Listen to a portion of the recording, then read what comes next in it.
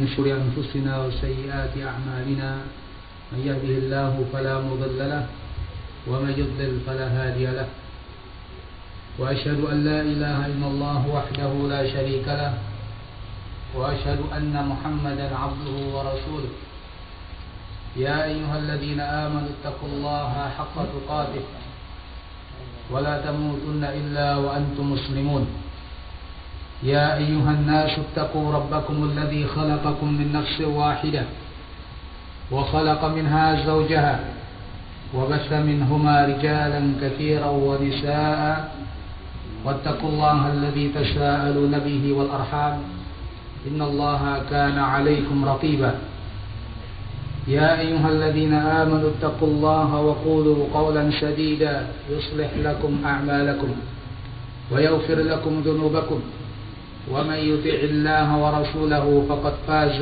فوزا عظيما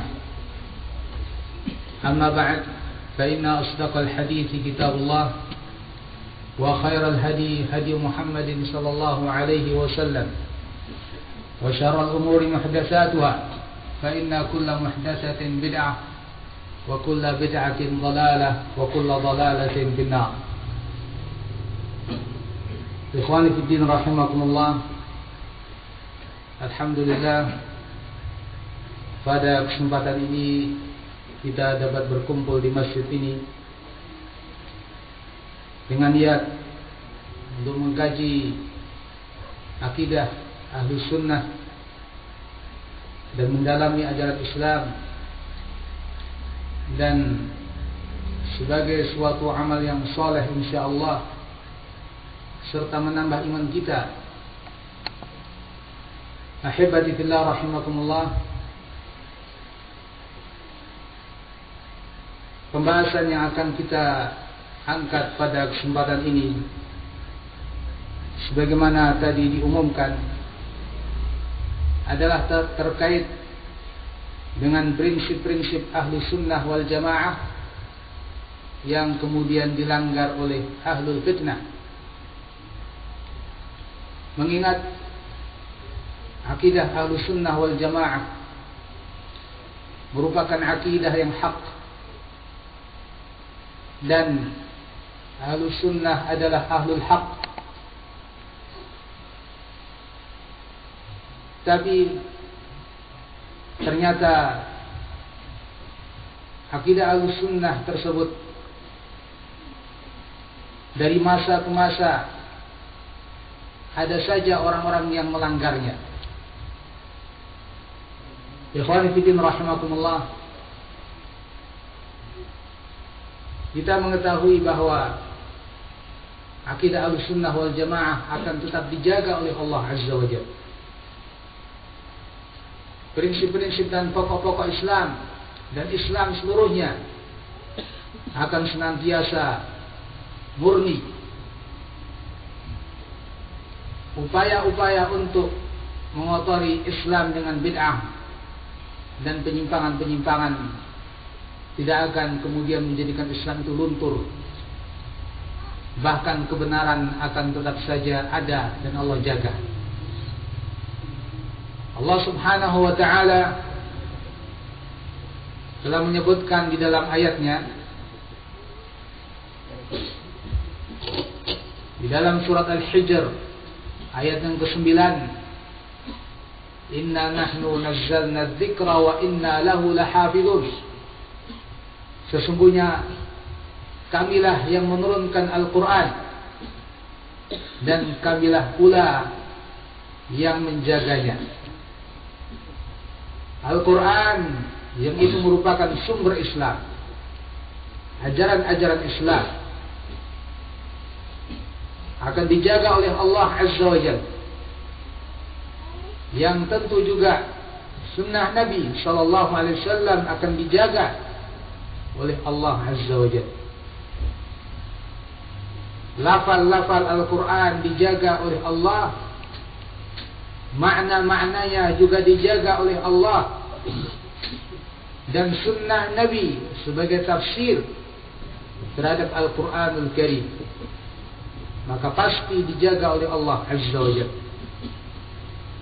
Pemahaman yang benar terhadap keduanya tentu juga dijaga oleh Allah Azza wa Jalla.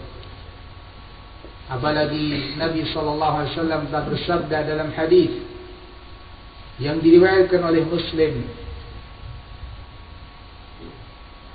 Beliau bersabda, "La tazalu ta'ifatun min ummati zahirina 'ala al-haq, la yadurruhum man khadalahum wala man khalafahum hatta ya'tiya amrullah wa hum 'ala dhalik."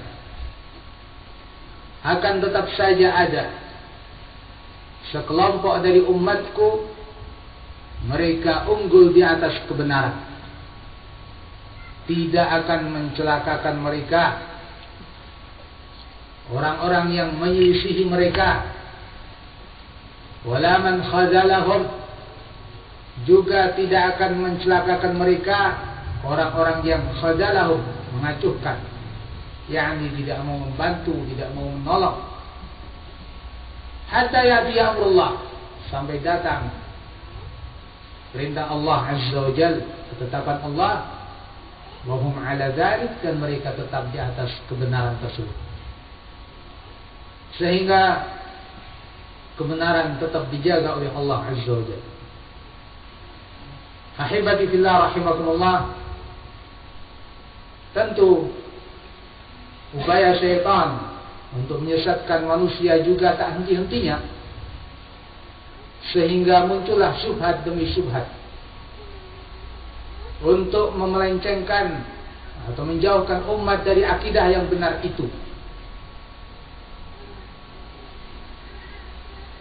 Tapi Allah Subhanahu wa ta'ala juga akan memunculkan bersamaan dengan mereka syayatin dari kalangan jin maupun manusia. Allah akan munculkan para ulama yang menjaga agama Allah Azza wa Jalla. Nabi SAW bersabda dalam hadis yang diriwayatkan oleh Al-Baihaqi dan yang lain, dan disahihkan oleh sebagian ulama seperti Syekh Al-Albani rahimahullah, "Yahmilu hadzal ilm min kulli khalafin uduluhu yanfuna anhu tahrif al-ghalin wa intihal al-mubtilin wa ta'wil al-jahilin." Akan membawa ilmu ini pada tiap-tiap generasi, uduluhu, orang-orang yang adil, orang-orang yang saleh, orang-orang yang baik, orang-orang yang shadiq, jujur dalam iman dan amal dan kata-kata mereka. Orang-orang yang udul tadi, yanfuna anhu tahrif al-ghalin, senantiasa menafikan, yakni melindungi ilmu tadi dari tahrif al-ghalin, penyelewengan orang-orang yang melampaui batas, wa intihal al-mubtilin, dan juga menjaga ilmu tadi dari intihal al-mubtilin, yakni intihal semacam sempalan atau penyimpalan orang-orang yang mubtil, yang membawa kebatilan-kebatilan, wa ta'wil al-jahilin, dan menafikan dari ilmu tadi ta'wil, penafsiran-penafsiran yang salah dari orang-orang yang jahil, orang-orang yang bodoh. Nah, ini menunjukkan bahwa Islam, ilmu Islam senantiasa dibawa oleh orang-orang yang seperti itu, yang bertugas atau yang melakukan amalan-amalan mulia seperti yang tersebut dalam hadis, sehingga selalu terjaga Islam ini. Walaupun upaya-upaya musuh Islam senantiasa dilakukan dalam memotori Islam. Al-Imam Ahmad rahimahullah ta'ala dalam kitabnya Ar-Rad 'ala Az-Zanadiqah wal Jahmiyah, pada mukaddimahnya menyebutkan suatu mukaddimah yang sangat indah menerangkan tentang hal ini. Kata beliau, alhamdulillahilladzi ja'ala fi kulli zamanin fatratan minar rusuli fi kulli zamani fatratin minar rusuli baqaya min ahli al-'ilm. Segala puji bagi Allah yang telah menjadikan pada tiap-tiap zaman dari kekosongan para rasul baqaya min ahli al-'ilm. Allah jadikan sisa-sisa dari para ulama. Walaupun para rasul, para nabi telah wafat, namun ada pewarisnya. Apa yang mereka lakukan? Yad'una man dhalla ila al-huda. Mereka mengajak orang-orang yang tersesat menuju kepada petunjuk. Wa yubassiruna wa yasbiruna minhum 'ala al-adha. Dan mereka tetap bersabar di atas jalan tersebut dari berbagai macam gangguan. Yuhyuna bi kitabillahil mauta. Orang-orang itu menghidupkan dengan kitab Allah Subhanahu wa taala al-mauta, orang-orang yang telah mati.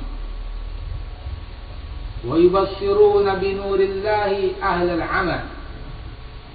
Mereka pun yubassirun, menerangkan, menjelaskan, memperlihatkan dengan cahaya dari Allah ahlul 'ama, orang-orang yang buta. Faka min qatilin li iblis qad hada qad ahyau.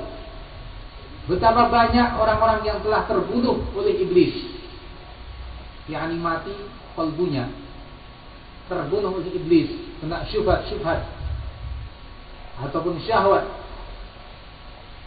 Qad ahyau, mereka dihidupkan kembali oleh para ulama itu, yakni kalbunya sadar, taubat, kembali kepada sunnah, kembali kepada ta'ah. Wa kam min dhalin taihin qad hadau. Betapa banyak orang yang tersesat telah diberi petunjuk oleh mereka biiznillah. Fama ahsana atharuhum ala. Betapa bagusnya pengaruh mereka di tengah manusia. Wa ma akbaha atharnya alaihim. Tapi betapa jeleknya pengaruh manusia terhadap mereka, imbalan manusia terhadap mereka. Hum qiwamuddin wa qiwamuh. Mereka itu adalah tonggak-tonggak agama. Wa bihim i'tilafuhu wa intizamuhu.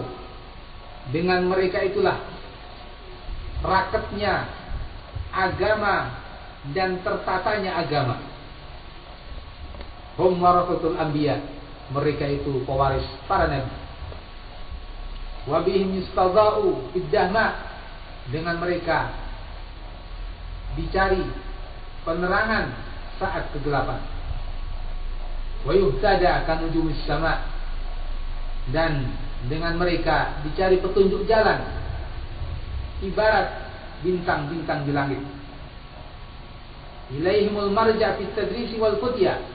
Merekalah marji', tempat rujukan dalam pengajaran agama dan fatwa. Demikian dikatakan oleh Imam Ahmad rahimahullah tentang para ulama. Senantiasa ada yang melakukan hal-hal tersebut, menjaga agama Allah. Ikhwani fillah rahimakumullah, bagaimana mereka menjaga agama Allah? Menjaga agama Allah dengan menerangkan mana yang hak, mana yang batil. Oleh karenanya para ulama rahimahumullah tidak keberatan untuk bicara tentang penyimpangan berupa pemikiran, bahkan tentang orangnya, ketika memang itu dibutuhkan. Walaupun sebagian orang menganggap pembahasan semacam itu memecah belah umat, pembahasan semacam itu bukan pada waktunya, pembahasan semacam itu ya tidak mengikuti thariqatus salaf atau yang sejenisnya. Tidak, justru para ulama rahimahumullah mereka tidak segan-segan dan tidak keberatan untuk mengatakan yang hak dan membantah yang batil, baik pemikirannya bahkan terkadang orangnya. Suatu saat Imam Ahmad rahimahullah ta'ala ditanya oleh seseorang, innahu yadkulu alayya an aqula fulan kada wa fulan kada. Wahai Imam Ahmad rahimahullah, sesungguhnya berat bagi saya untuk mengatakan fulan itu begini, fulan ini begini. Maka Imam Ahmad rahimahullah mengatakan, idza sakatta anta wa sakattu ana, famata ya'riful jahil as-sahih min as-saqim. Kalau kamu diam, keberatan untuk bicara yang seperti itu, dan aku juga diam, semua diam, lalu kapan orang yang jahil, orang yang tidak paham secara mendalam, kapan mereka tahu mana yang sahih, mana yang dhaif? Ya, dulu kalau hadis seperti itu, sekarang pun demikian. Mana orang mau tahu ini ajaran yang benar, ini ajaran yang salah, kalau tidak ada yang menerangkan?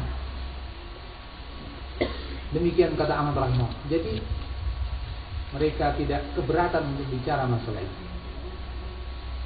Bahkan beliau pun ditanya oleh seseorang, wahai Imam Ahmad, ar-rajul yaqumu yusalli wa ya'takif. Ada orang dia salat, berdiri salat, i'tikaf, qiyamul lail. Ahabbu ilaika aw yatakallam fi ahli bidah. Orang yang seperti ini lebih engkau cintai atau orang yang bicara menerangkan siapa itu ahli bid'ah? Dia mengatakan, idza qama wa shalla wa i'takaf fa innahu li nafsi. Kalau orang itu salat, orang itu qiyamul lail, orang itu i'tikaf, itu kan pahalanya untuk pribadinya. Wa idza takallama fi ahli bid'ah fa innahu lin nas. Hada ahabbu ilayya. Tapi kalau dia mau bicara tentang bid'ah dan setiap ahli bid'ah, ini manfaatnya bagi manusia, masyarakat banyak, ini lebih saya sukai. Manfaatnya lebih besar. Nah, demikian Imam Ahmad rahimahullah. Bahkan Yahya Al-Qattan, Yahya bin Sa'id Al-Qattan, salah seorang ulama jarh wa ta'dil, ditegur oleh seseorang, wahai Imam Yahya, engkau mengatakan seperti ini, fulan seperti ini. Apa engkau tidak takut kalau mereka itu nanti menjadi musuh-musuhmu di hari kiamat? Engkau bicara tentang mereka. Beliau ditegur. Nah, seperti orang-orang mengatakan itu kan ghibah, itu kan namimah. Beliau bukan orang awam, beliau alim yang sangat besar, paham hukum.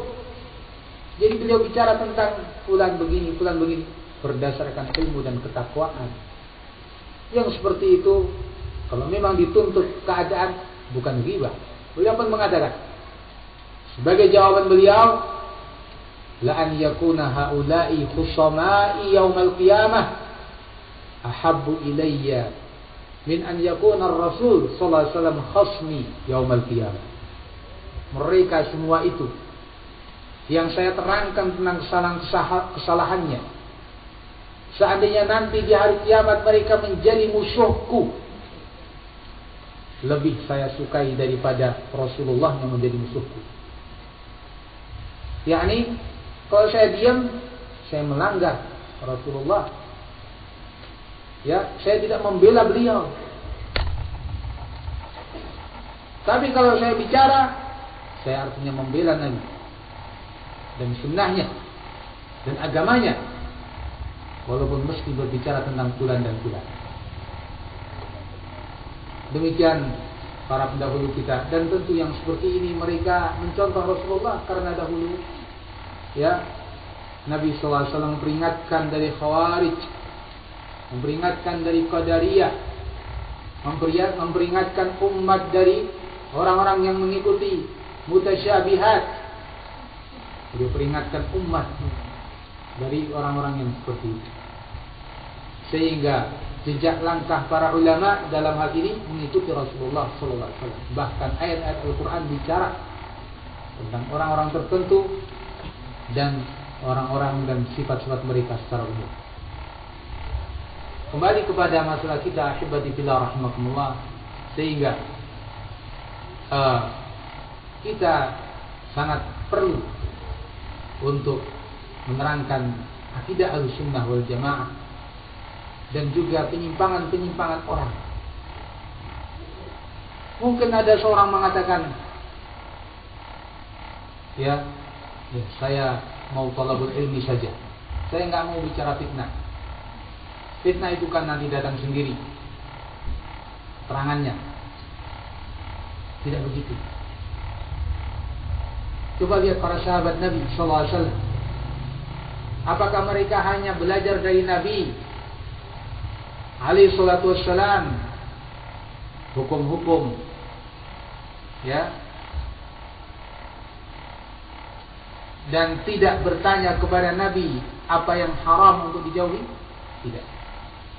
Ternyata pertanyaan para sahabat kepada Nabi dua-duanya. Ada yang bertanya, ayyul a'mal ahabbu ilallah, amal apa yang paling dicintai Allah? Nabi menjawab, ya, as-salatu ala waqtiha, dan seterusnya. Ada pula yang bertanya seperti Hudzaifah. Apa yang dikatakan oleh Hudzaifah? Kana an-nas yas'aluna Rasulullah 'anil khair wa kuntu as'aluhu 'anil syarr makhafata an yudrikani. Orang-orang dahulu bertanya kepada Rasulullah tentang hal-hal yang baik, tapi aku bertanya kepada Rasulullah 'anil syarr, tentang kejelekan. Untuk apa? Makhafata an yudrikani, karena saya takut kalau yang jelek itu menimpa saya, ya, di hadapan saya dan saya menerjangnya. Makanya biar tahu ini jelek, saya jauh. Ini sahabatnya. Jadi para sahabat itu belajar dari Rasulullah hal-hal yang baik untuk diamalkan, dan juga belajar hal-hal yang jelek, yakni mengetahui turuqus syarr untuk dijauhi. Makanya dalam syair disebutkan, araftu syarra la li syarri lakin bitawaqqihi, wa man lam ya'rif al-khaira min asy-syarri yaqa' fihi. Aku tahu kejelekan-kejelekan itu bukan untuk melakukan kejelekan, tapi ditawaqqihi, untuk menjauhinya. Dan barang siapa yang tidak mengetahui kejelekan dari kebaikan, dia pun akan jatuh di dalamnya. Ikhwani fillah rahimakumullah. Dan dengan kita mengetahui hal-hal yang jelek, baik itu maksiat ataupun bid'ah ataupun kemunafikan ataupun kekafiran, dengan mengetahui itu, jalan kebenaran akan semakin jelas. Tauhid akan semakin jelas ketika kita mengetahui syirik. Sunnah akan semakin jelas ketika kita mengetahui bid'ah-bid'ah. Ketaatan akan semakin jelas ketika kita mengetahui maksiat-maksiat. Makanya disebutkan pula dalam bait syair, wa bi dziddiha tatamayyazul asya. Dengan lawannya sesuatu itu akan semakin terpisah dan jelas. Ya. Ibnul Qayyim rahimahullah menyebutkan di dalam kitabnya Al-Fawaid, seorang belajar ilmu itu ada tingkatan-tingkatan. Ada kalanya orang yang belajar kebaikan saja, ada kalanya yang belajar kejelekan saja. Ada yang belajar dua-duanya, ada yang tidak belajar dua-duanya. 4 golongan manusia. Mana yang paling sempurna? Yang paling sempurna adalah yang belajar kebaikan untuk diamalkan dan belajar yang jelek untuk dijauhi. Itu yang paling sempurna. Ya. Demikian pula disebutkan semacam itu oleh Ibnu Jauzi dalam Talbisul Iblis. Bahkan Allah Azza wa Jalla mengatakan, "Wa kadzalika nufassilul ayat wa litastabina sabilul mujrimin." Demikianlah kami terangkan ayat-ayat itu supaya jelas jalannya orang-orang yang mujrim, orang-orang yang jelek, orang-orang yang jahat. Jadi kita mempelajari akidah Ahlussunnah dan mempelajari penyimpangan-penyimpangan dalam akidah Ahlussunnah sesuatu yang sangat penting.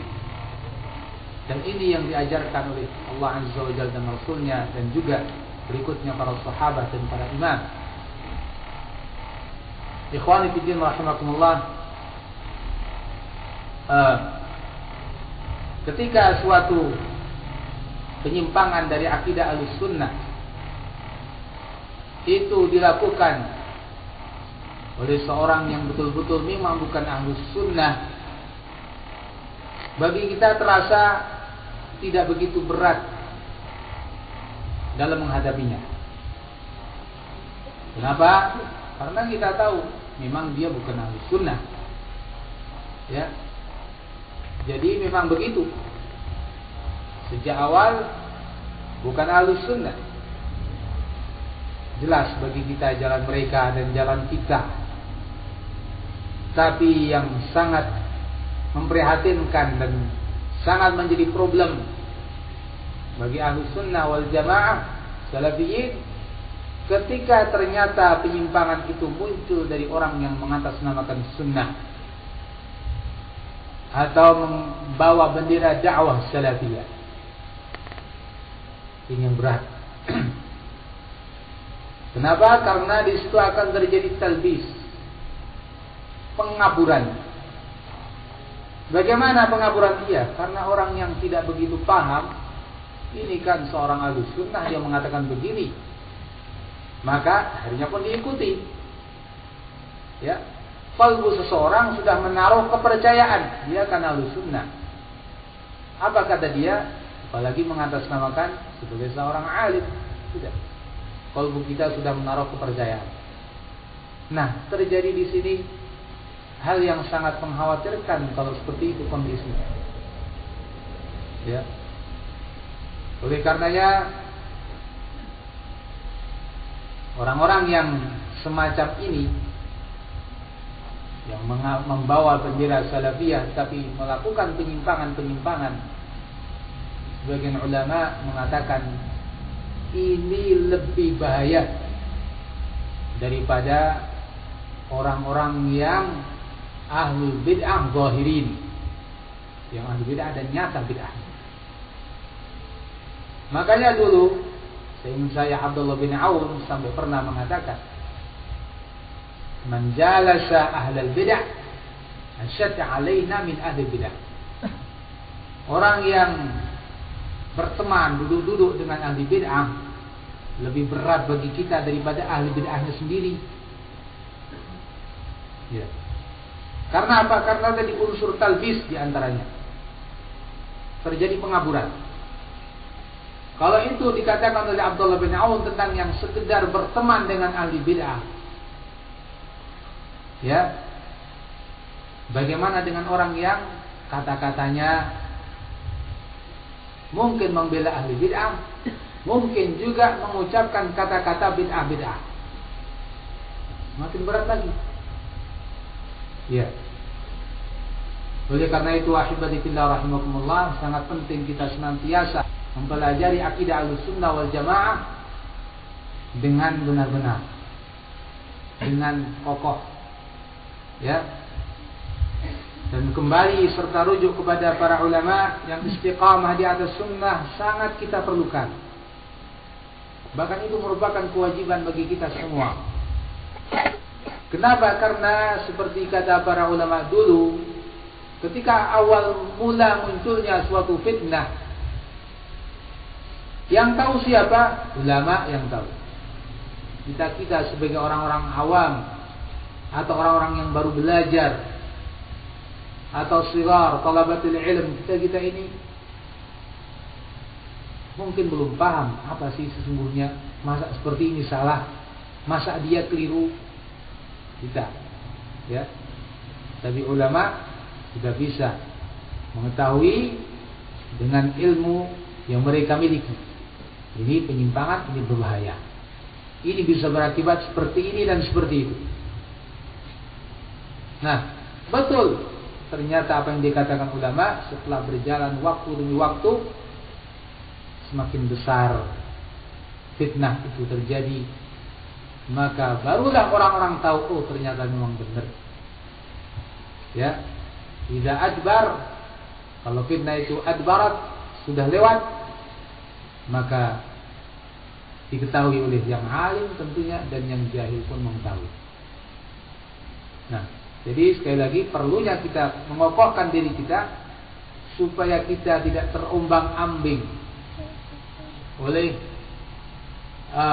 syubhat-syubhat yang muncul, walaupun itu seandainya dari orang yang mengatasnamakan sebagai seorang ahli sunnah atau salafi. Kenapa? Karena kita menilai orang bukan menilai kebenaran bukan dengan orang, tapi menilai kebenaran dengan timbangan, yakni mengacu kepada Quran was sunnah.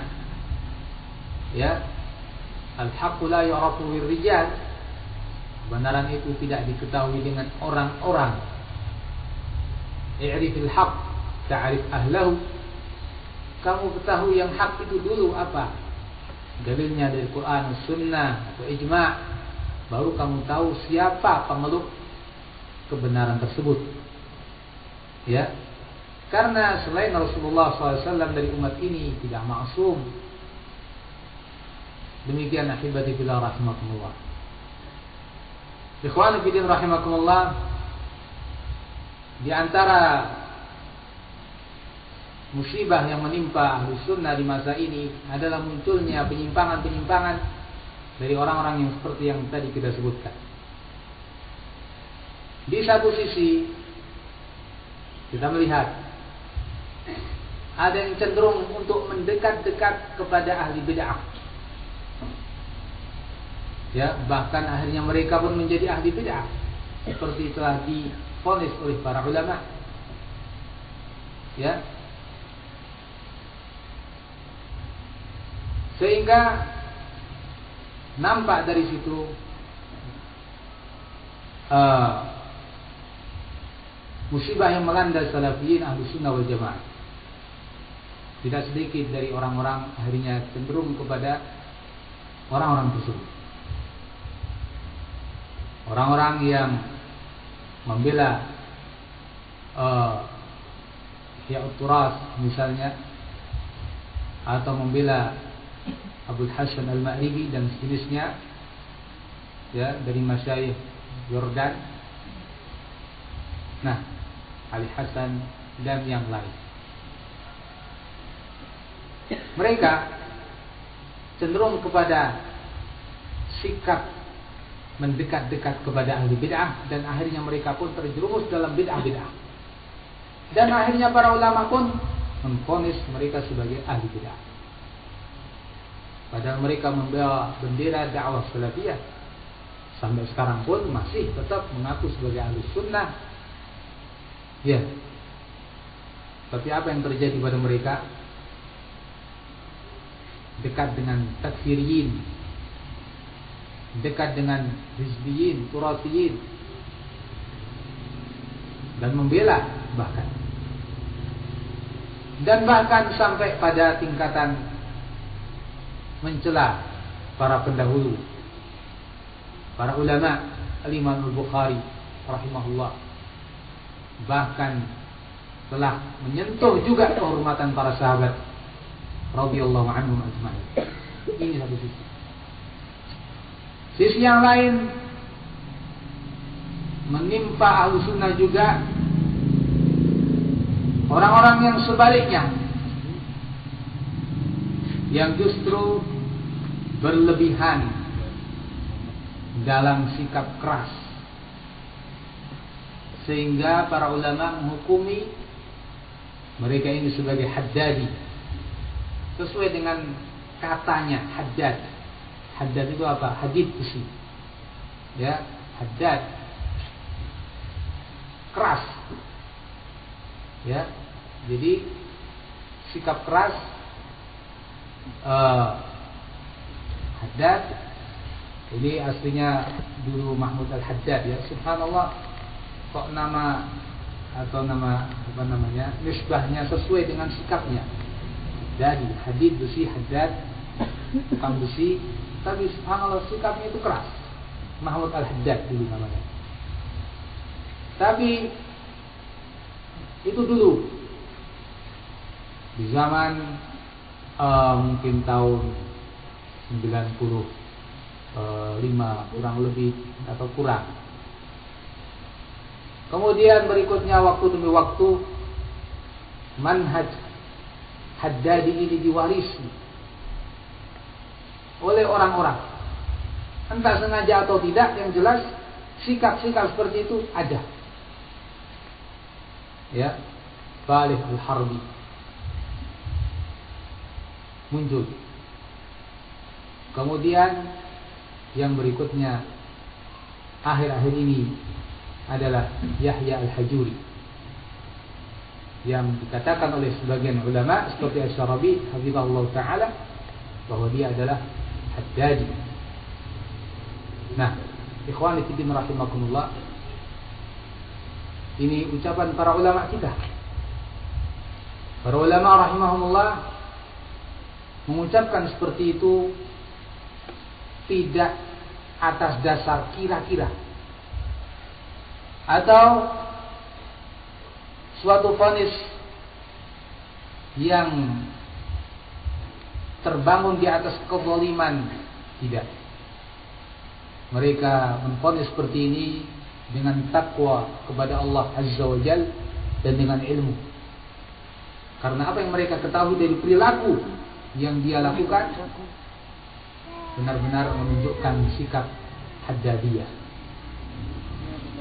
Ya, semua yang tidak sesuai dengan dia dihukumi sebagai hizbi, ya, fanatikus, golongan-golongan yang menyimpang dari agama, dianggap sebagai ahli bid'ah. Jangankan orang-orang biasa, ulama pun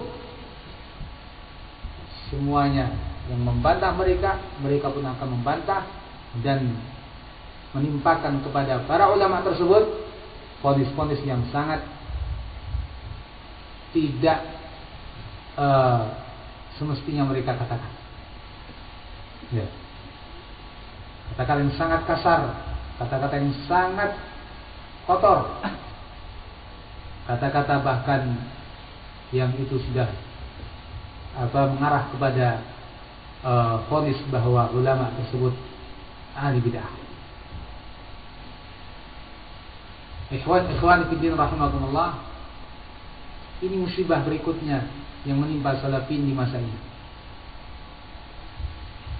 Dan ini walaupun sumbernya dari sana, di Yaman sana, tapi subhanallah kita melihat asar dan pengaruhnya di berbagai belahan dunia, termasuk di negeri kita Indonesia ini.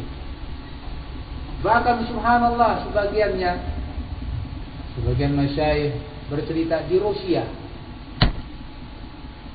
di dulu Rusia, ya, yakni di tempat yang seperti itu dahulu negeri komunis, yang Islam dan Sunnah baru muncul, ibaratnya begitu, baru berkembang, sudah dipecah belah dengan adanya hal yang seperti ini. Maka dari itu para ulama sangat terheran-heran luar biasa sampai bisa seperti ini. Belum lagi di negeri-negeri yang lain. Ikhwani fillah rahimakumullah, para ulama rahimahumullah tidak kurang-kurangnya berusaha untuk mengobati sejak dini muskilah ini. Tentu mereka adalah orang yang paling hati-hati di antara umat ini di masa ini tentunya. Begitu prasangka baik kita kepada mereka tentunya. Ya. Langkah demi langkah mereka lakukan. Mereka tidak membiarkan ini muncul begitu saja. Syekh Muhammad Al-Imam Hafizahullah Ta'ala menerangkan dalam tulisan yang beliau sebarkan akhir-akhir ini, secara ringkas bagaimana terjadinya kejadian tersebut, yakni sejarah ringkas. Beliau menerangkan dalam sebuah tulisan yang berjudul Al-Ikhtisar li Bayani ma fi Tariqil Hajuri min Adrar, bahwa pada dahulu saat Syekh Muqbil rahimahullah ta'ala masih hidup, beliau berdakwah dengan dakwah yang luar biasa, menghidupkan sunnah di negeri itu. Bahkan disebutkan tidak pernah orang-orang rihlah sebanyak itu, ya, setelah masa Abdul Razak bin Hammam As-San'ani. Ulama dulu, Abdul Razak bin Hammam As-San'ani ulama dulu, ya, yang punya kitab Hadits Al-Musannaf. Itu dulu terkenal sehingga dari berbagai negeri datang untuk belajar rihlah, belajar hadis di sana. Beliau meninggal, ya, geliat untuk talabul ilmi ke negeri Yaman tidak seperti itu, tidak sebanyak itu. Ya ada tetap tentunya, di sana ada para ulama, tapi sekian waktu, ya, yang cukup lama, geliat yang seperti itu dalam talabul ilm tidak begitu nampak, kecuali di masa Syekh Muqbil rahimahullah ta'ala. Luar biasa, ribuan manusia datang dari berbagai negeri, termasuk dari negeri kita ini, ya, seperti yang tadi saya sebutkan, dari Rusia, dari Amerika, dari Inggris, negeri-negeri Eropa, ya, yang notabene-nya orang-orang kafir banyak akan di sana, negeri-negeri kufar, tapi sampai belajar ke situ banyak sekali. Nah, dakwah sunnah menebar, barakah Allah Azza wa Jalla berikan pada amal mereka, sehingga sunnah di Yaman menyebar luas, dan juga bahkan di negeri-negeri yang lain. Sepeninggal beliau, ini ringkasan apa yang disebut oleh Syekh Al-Imam, beliau meninggal dan mewasiatkan, memang ketika itu beliau wasiatkan untuk menggantikan beliau Syekh Yahya Al-Hajuri ketika itu, ya.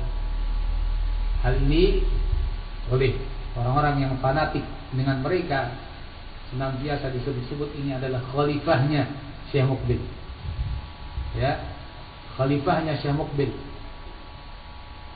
Ya, perlu kita ketahui sebagai catatan saja bahwa tazkiyahnya ulama tidak maksum, ya kan?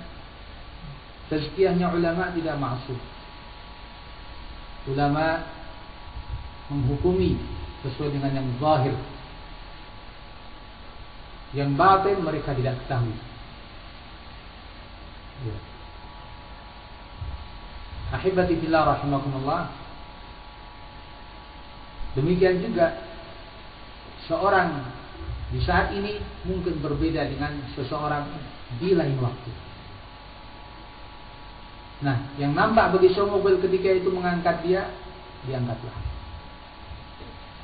Dengan berjalannya waktu ternyata terjadi perselisihan ketika itu dengan Syekh Abdul Rahman Al-Adani hafizahullah ta'ala.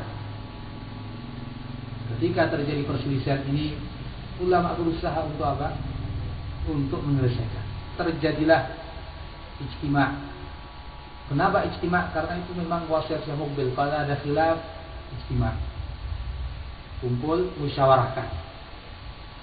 Terjadi ijtima', di situ ada Syekh Muhammad bin Abdul Wahhab, Syekh Al-Burai, Syekh As-Somali, Syekh Al-Jamari, Syekh Muhammad Al-Imam.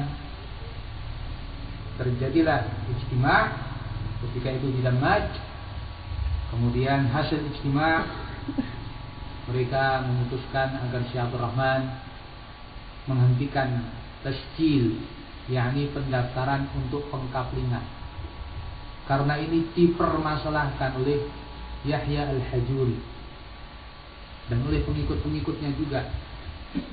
Ya, dianggap ini sebagai apa? Suatu hizbiyah. Ya. Kemudian ya, ulama memilih sudah kalau begitu ini dan tidak. Untuk apa? Meredam fitnah. Tapi di sisi lain kata ulama, ketika itu Syekh Yahya juga harus berhenti. Jangan bicara-bicara tentang Syekh Abdul Rahman. Apa yang terjadi berikutnya?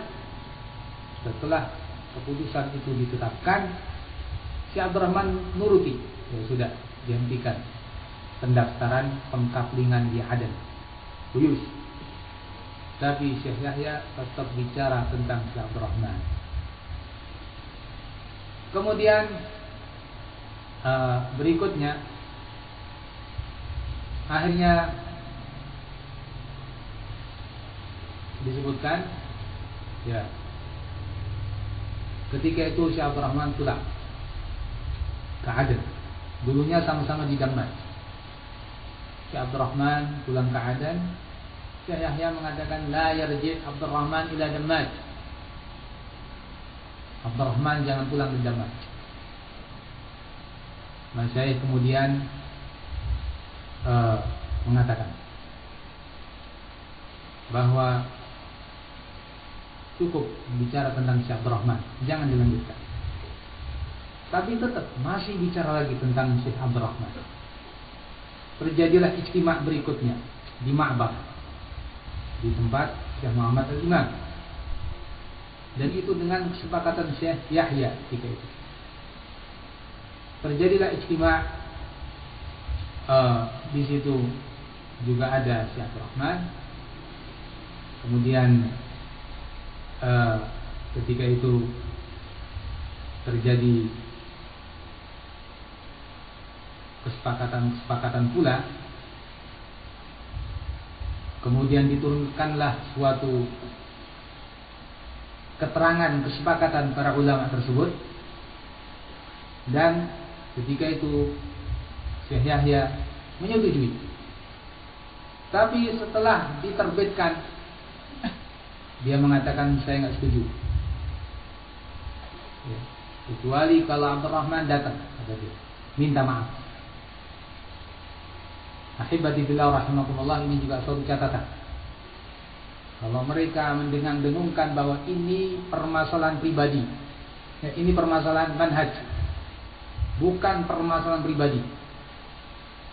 Padahal ketika itu Syarawi mengatakan ini nggak lepas daripada permasalahan pribadi. Mereka tidak, ini hizbiyah. Tapi anehnya di sini, ya,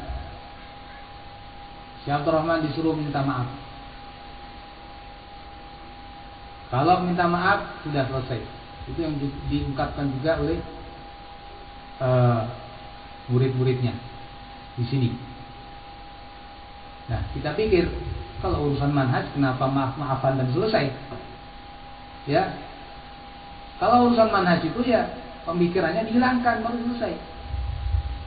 Berarti kalau hanya urusannya maaf-maafan, urusan apa? Pribadi kan begitu. Ya. Ala kulli hal, ini jumlah mu'taridah. Ya. Walhasil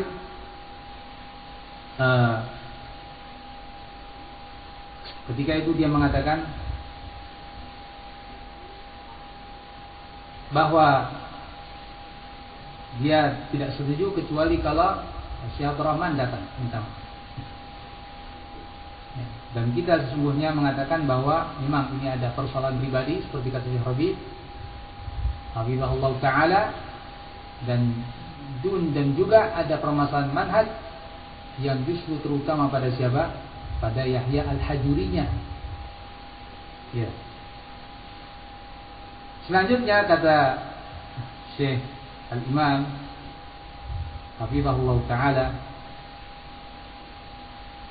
berikutnya terjadi ijtima' lagi Di mana? Di Makkah. Di bulan-bulan haji ketika itu, saat mereka berhaji, Syekh Abdul Rahman tidak haji. Tapi para masyayikh, Syekh Jamari, Al-Burai, As-Sumali, Al-Imam, masyayikh tersebut termasuk Yahya Al-Hajuri datang bertemu dengan Syekh Rabi. Syekh Rabi mengatakan, ya Syekh Yahya, Syekh Abdul Rahman ma indahu hizbiyah. Wahai Syekh Yahya, Syekh Abdul Rahman tidak punya hizbiyah. Ya. Nahnu na'rifur rajul, kami tahu orang ini. Waqad zakahu Syekh Al-Wadi'i, gurunya Syekh Al-Wadi'i mentazkiyah dia. Kemudian syekh-syekh yang ada di situ ditanya, apakah kalian mengetahui ada hizbiyah pada Syekh Abdul Rahman? Mereka mengatakan tidak. Akhirnya Syekh Rabi mengatakan, ya, yakni meminta dari Syekh Yahya untuk yataraja' an kalamihi fil hukum alaihi bil hizbiyah, untuk tarajuk, untuk rujuk dari vonisnya terhadap Syekh Abdul Rahman dengan hizbiyah. Ini di satu pihak. Kemudian Syekh Rabi minta kepada Syekh Abdul Rahman untuk menulis suatu tulisan bahwa ia berlepas diri kalau ada yang mencela Dammaj ataupun Syekh Yahya ketika itu. Pulang masyayikh ke Yaman, ternyata apa yang terjadi? Syekh Abdul Rahman tulis seperti permintaan Syekh Rabi, tapi Yahya Al-Hajuri tidak mau diam. Ya. Walaupun di hadapan Syekh Rabi menampakkan setuju. Buktinya, ya, justru di Yaman dia mengeluarkan 2 kaset. Kata Syekh Imam, "Fama kana min Syekh Yahya illa an naqadahu bi syaritain." Ketika para ulama rahimahumullah, hafizahumullah mewujudkan nasihat Syekh Rabi tadi dan menuliskan keterangan, ketika itu terjadi kumpul lagi di Hudaidah. Hasil dari apa yang ada di Makkah ternyata dibantah dengan dua kaset. Nah, ahibati fillah rahimakumullah, sehingga dengan itu fitnah semakin menjadi-jadi. Akhirnya para ulama pun berbicara, Syekh Ubaid Al-Jabiri berbicara, kemudian Syekh Muhammad bin Hadi berbicara. Dari waktu ke waktu semakin banyak yang berbicara. Terakhir Syekh Rabi hafizahullah taala juga, ya, setelah sekian upaya beliau pun berbicara tentang Yahya Al-Hajuri dan bahayanya apa yang beliau lakukan. Di antara yang beliau sampaikan, yakni Syekh Rabi hafizahullah taala, nanti kita akan baca, yakni yang jelas Syekh Rabi sangat memperingatkan umat dari bahaya fitnah Al-Hajuri. Ya, mungkin nanti sebagian kita akan baca. Ini sekilas tentang apa? Tarikh atau sejarah fitnah.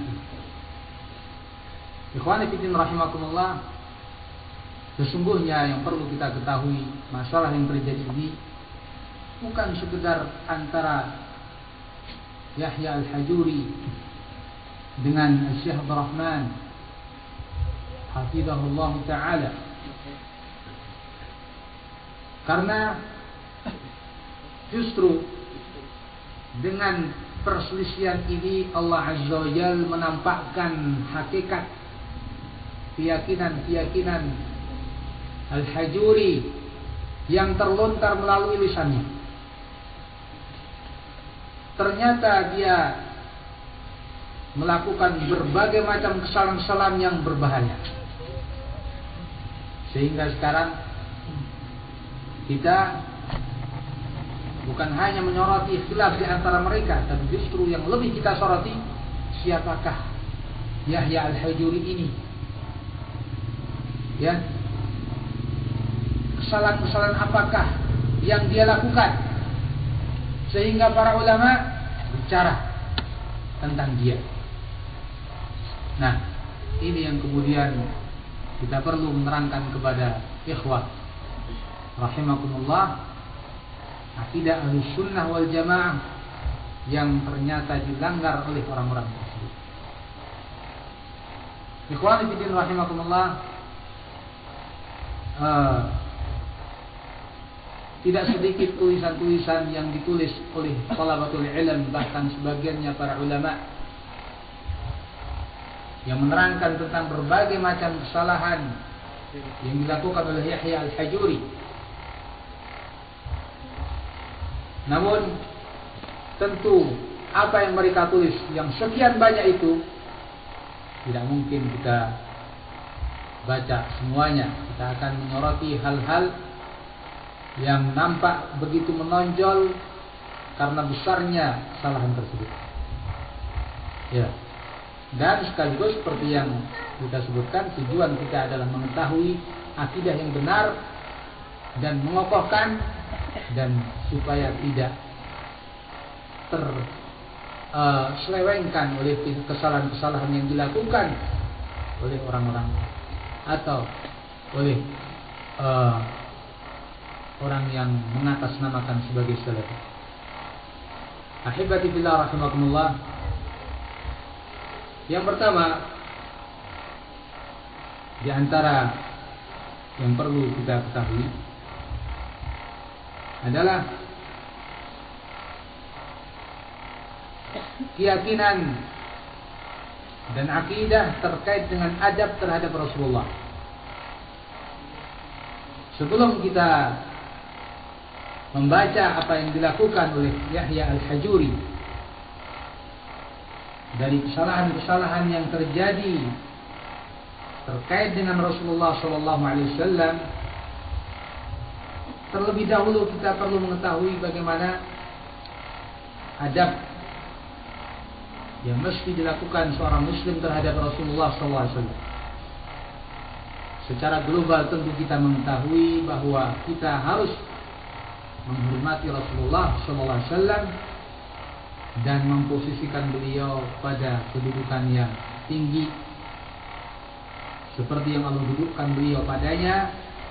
Jangan sampai kita mengatakan kata-kata yang menyentuh kehormatan beliau.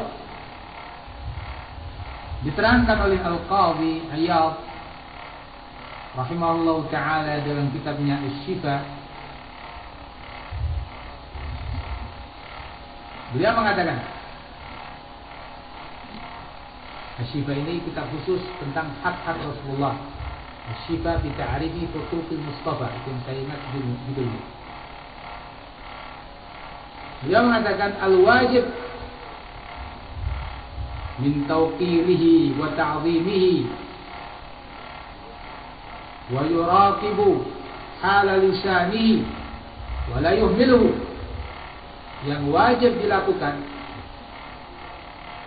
adalah tauqir, menghormati beliau alaihi wassalam. Ya. Di sini kata sebelumnya wa dzikru tilkal ahwal al-wajib, menyebutkan tentang apa yang wajib dilakukan, yaitu tauqiruhu, menghormati Nabi, ta'zimuhu, mengagungkan beliau, wa yuraqibu hala lisanihi, hendaknya seseorang yuraqib, mengawasi atau mengontrol lisannya, keadaan lisannya, bicara apa terhadap Rasul. Wa la yuhmiluhu, jangan dia lalai terhadap lisannya, tidak terkontrol bicara apa tentang Rasul. Wa tadhhar alaihi alamatul adab inda dzikri, dan hendaknya nampak pada lisannya itu tanda-tanda adab, sopan santun. Kalau bahasa kita tata krama dan sejenisnya, adab yang mulia ketika menyebut Rasulullah SAW. Fa idza dzakara ma qasahu min asy-syada'id, bahkan kalau orang sedang menceritakan apa yang dihadapi oleh Nabi dari syada'id, hal-hal yang berat, tadhhar 'alaihi al-isfaq wal irtimad wal ghaid 'ala aduwi, ia perlu menampakkan rasa kasih sayangnya kepada Nabi, wal irtimad, dan nampakkan bahwa dia pun merasa sakit sebagaimana dirasakan oleh Nabi, wal ghaid 'ala aduwi, dan menampakkan bahwa dia pun marah terhadap musuh-musuhnya.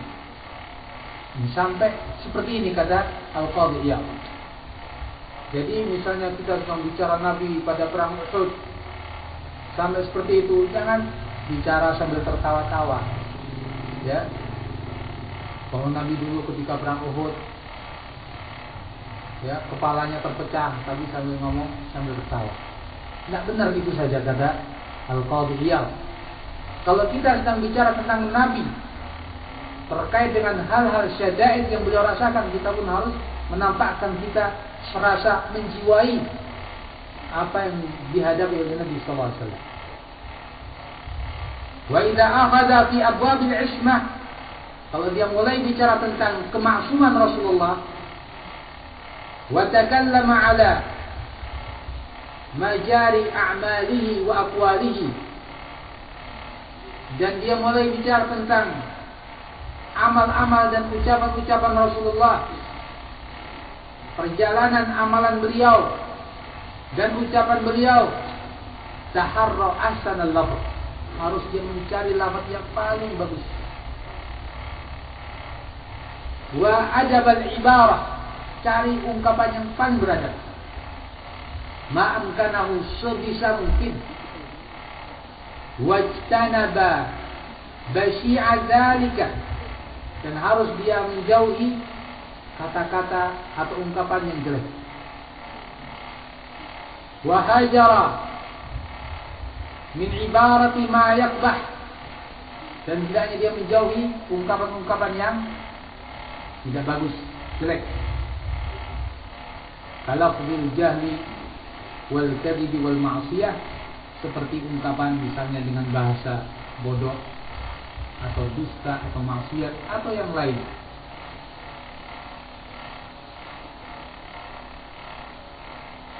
Nah, ini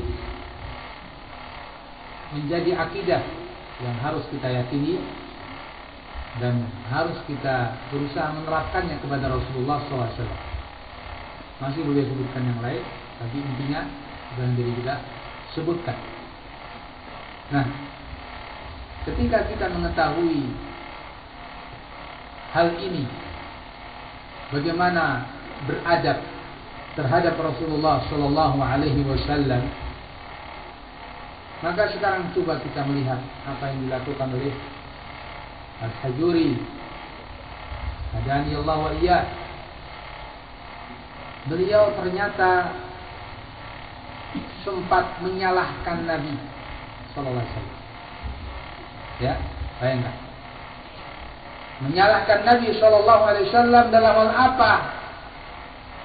Dalam hal besar, yaitu dalam hal wasailud dakwah, wasilah dakwah, yakni metode di dalam berdakwah. Ini masalah sepele atau masalah besar ini? Masalah besar kan, metode dalam dakwah. Ya, dianggap Nabi SAW salah dalam suatu kejadian. Apa itu kejadiannya? Terkait dengan ayat Abasa wa Tawalla. Datang kepada Nabi SAW Abdullah bin Ummi Maktum radhiyallahu anhu. Ketika itu Nabi sedang mendakwah Ashraf Makkah. Terjadilah apa yang terjadi dan turunlah ayat. Nah, para ulama rahimahullah ketika menafsirkan ayat ini sangat hati-hati. Jangan sampai keluar kata-kata yang menyentuh kehormatan Rasulullah. Ya, sangat hati-hati para ulama ketika menafsirkan ayat ini. Tapi apa yang dilakukan oleh Yahya Al-Hajuri setelah bicara, ya tentu nggak saya bacakan semua di sini. Kalau yang mau baca semua bisa, dengar rekamannya ada, baca juga ada, nutilannya, kutipannya. Nah, setelah dia sebutkan ayat itu, dia katakan, innaha tazkirah alaik, at-tazkirah anta. Sesungguhnya itu peringatan bagi kamu. At-tazkirah anta, peringatan kamu. Hadza min wasailid da'wah allati akhta'a fiha ar-rasul. Ini termasuk metode-metode dakwah yang salah padanya Rasulullah alaihi wasallam. Adzabahu rabbuhu bil wahyi. Rabbnya adzabahu, yakni mendidik dia, apa kita terjemahkan adzabahu, ya. Yang paling tepat pengalihan bahasanya, ya perlu kita pikirkan. Ya karena di sini juga nampak kata-kata yang cukup lumayan, ya. Adzabahu rabbuhu bil wahyi. Adzabahu rabbuhu. Rabbnya ya semacam menegur begitu mungkin dengan mengajari adab, dengan turunnya wahyu. Wa anzala Qur'anan yutla fi tasrihi hadzal khata'. Dan Allah turunkan Quran yang dibaca dalam menerangkan untuk membenarkan kesalahan ini. Ya. Dan seterusnya. Kemudian dia katakan lagi, fawaqa'a fi nafsi Nabi syai' min dzalika. Terdapat pada diri Nabi sesuatu, yakni ketika datang Abdullah bin Maktum, fa'anzalallahu ta'dil hadzal khata'. Maka Allah turunkan ayat untuk membenarkan kesalahan ini. Hadza min wasailid da'wah. Ini tergolong metode dakwah dan seterusnya.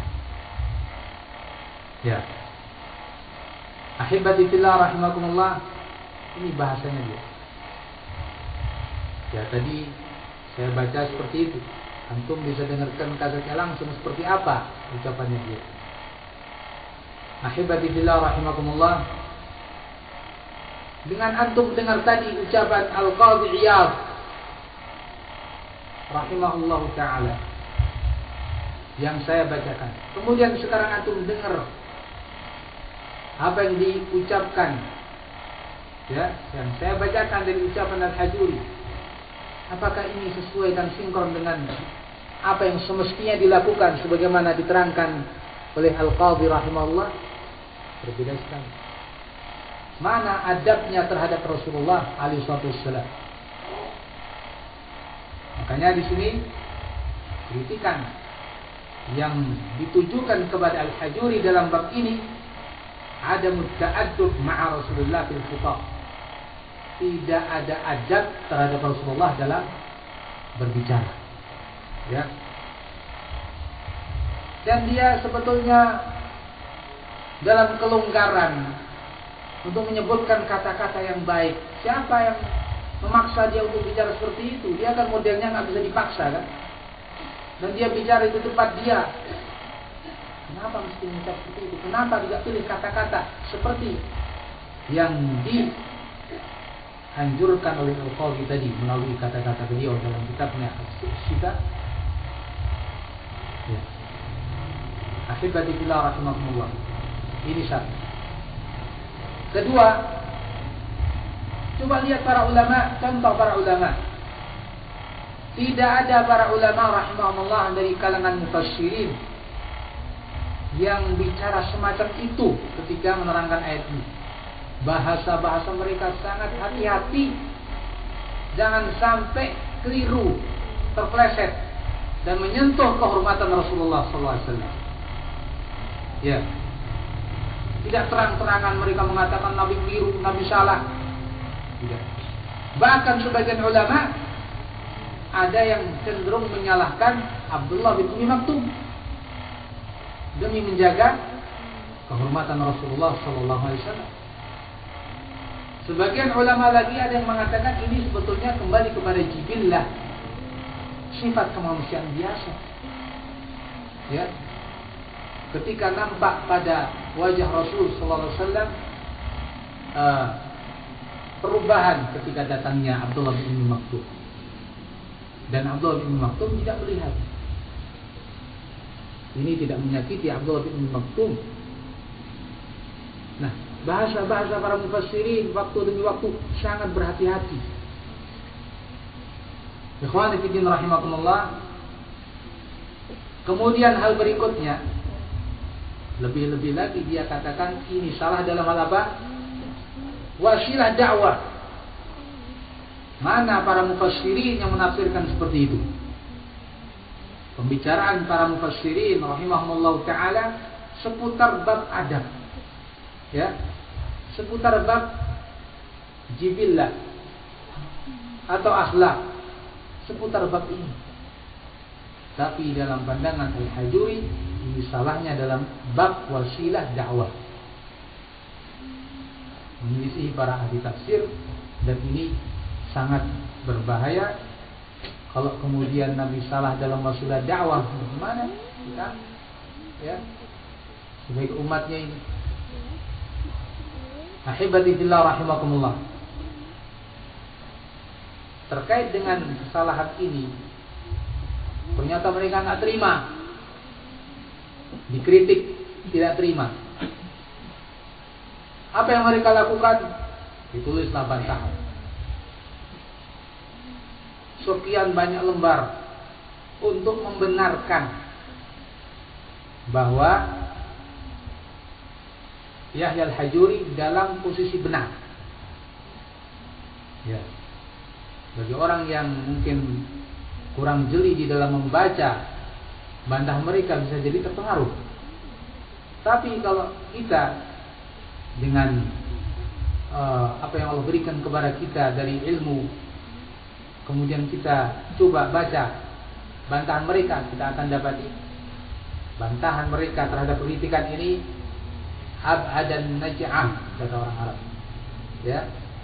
Jadi tidak tepat. Kenapa? Mereka membantah Nabi itu kan boleh berijtihad ketika belum turun ayat. Kemudian mereka mengatakan Nabi itu tidak maksum dari dosa kecil. Ya. Sehingga ucapan Yahya Al-Hajuri ringkasnya benar. Ahibati fillah rahimakumullah, perhatikan. Kritikannya bukan dalam hal Nabi boleh berijtihad atau tidak.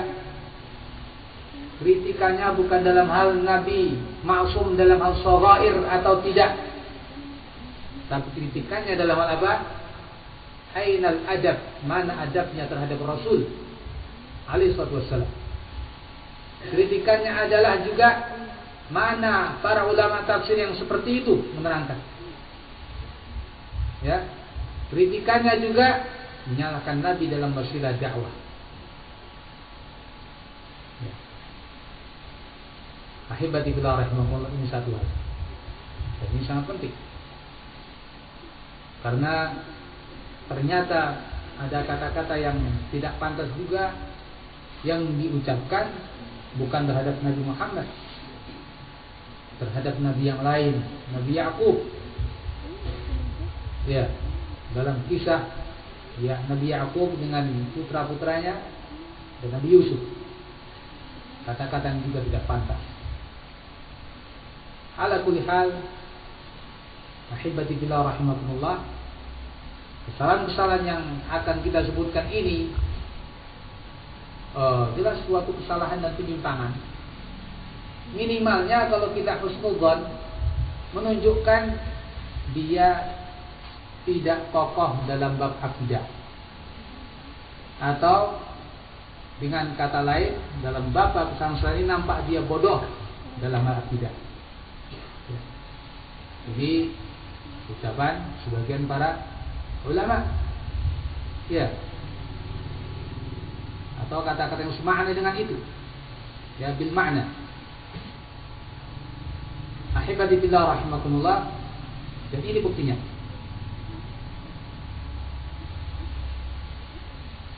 Ditanyakan oleh Syekh Al-Fauzan hafizahullah taala tentang hal ini. Ma hukmu man yaqul bi anna an-nabiyya akhta fi wasail ad-da'wah?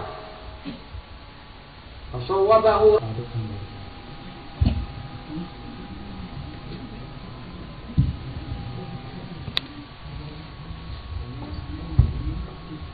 Bagi peserta daurah, tempat wudhu sudah kami sediakan, yaitu untuk ikhwan di utara masjid atau di belakang